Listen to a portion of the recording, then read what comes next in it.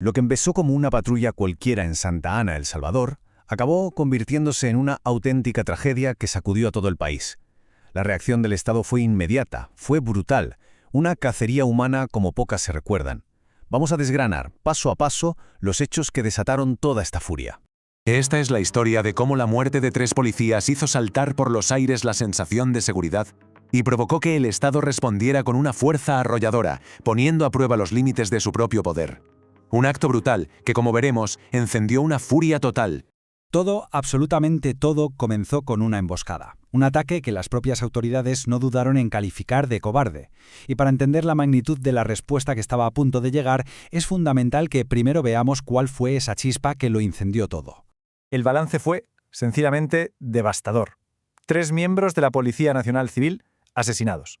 Y ojo, las autoridades lo dejaron muy claro desde el principio. No fue un enfrentamiento. Fue una emboscada en toda regla mientras cumplían con su deber. Según los informes oficiales, la cosa fue así. Los agentes estaban en su patrulla de siempre en una zona donde, al parecer, pandilleros de la 18 sureños llevaban ya varios días intimidando a los vecinos. Y de repente, sin más, sin mediar palabra y sin que tuvieran tiempo de reaccionar, los acribillaron a tiros. Los 3 murieron allí mismo. La noticia, como es lógico, escaló rapidísimo hasta lo más alto del gobierno. Y la respuesta no fue una simple nota de prensa o una condena, no, fue una auténtica declaración de guerra. La furia del Estado estaba a punto de desatarse. A ver, un ataque así, tan directo contra las fuerzas del orden, es un desafío al propio Estado. Así que la pregunta estaba en el aire. ¿Qué iba a pasar ahora? ¿Cuál sería la respuesta? Bueno, pues lo que vino después no fue solo una respuesta, fue un antes y un después para el país. La respuesta llegó directamente del presidente, de Nayib Bukele. Y estas palabras, publicadas en sus redes sociales, marcaron el tono de todo lo que iba a ocurrir. Con esta declaración no solo estaba prometiendo justicia, sino que estaba anunciando una operación de una escala nunca antes vista.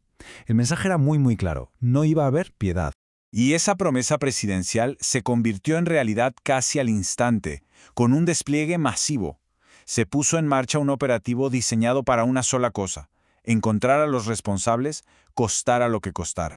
Y así fue como se materializó esa furia de la que hablaba el presidente. Cientos de soldados, unidades de élite de la policía, drones peinando la zona, helicópteros... Vamos, toda la fuerza militar y policial del país se concentró en un único punto, con un único objetivo. La directiva que recibieron todas esas fuerzas sobre el terreno fue directa, corta y sin ninguna ambigüedad. Había que establecer un perímetro que fuera absolutamente impenetrable. Nadie podía escapar. 0 escapatoria y 0 compasión. Esto ya no eran simples lemas, Se convirtieron en la bandera de toda la operación. Dejaban claro que la misión iba a ser implacable y que para los que estaban siendo perseguidos, las reglas del juego acababan de cambiar por completo. Por si a alguien le quedaba alguna duda, el ministro de Seguridad, Gustavo Villatoro, fue todavía más explícito.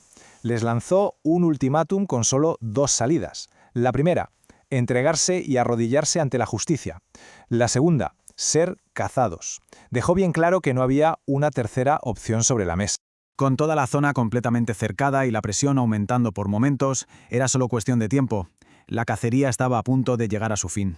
Las autoridades identificaron muy rápido a los principales sospechosos. Por un lado, Adolfo Alfredo Mejía Lemus, alias Robinho, a quien señalaron como el que apretó el gatillo. Y por otro, Giovanni Chihuila Olmedo, alias Chimba, identificado como el líder del grupo local de la pandilla. La persecución acabó en las montañas. Las fuerzas especiales dieron con los fugitivos y, según la versión oficial, Robinho intentó atacar de nuevo a los agentes, pero esta vez fue él quien cayó abatido. Poco después encontraron a Chimba y a otros 2 cómplices escondidos entre la maleza. Se rindieron sin oponer resistencia.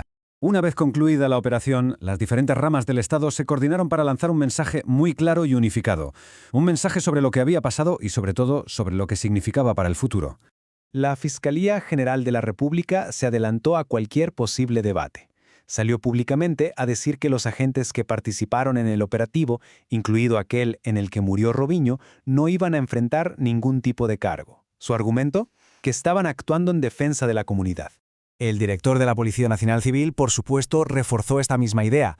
Durante la presentación de los detenidos, declaró que la policía no iba a dar ni un paso atrás y que la lucha contra el crimen seguiría con la misma intensidad o incluso más. Así que el mensaje final del Estado proyectó una sombra muy larga. La idea era dejar grabado a fuego que cualquier ataque contra sus fuerzas tendría una respuesta abrumadora, y que su versión de la justicia te iba a alcanzar, sin ninguna excepción.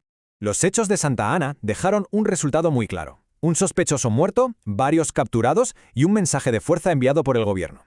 Pero también deja una pregunta flotando en el aire, una para la reflexión.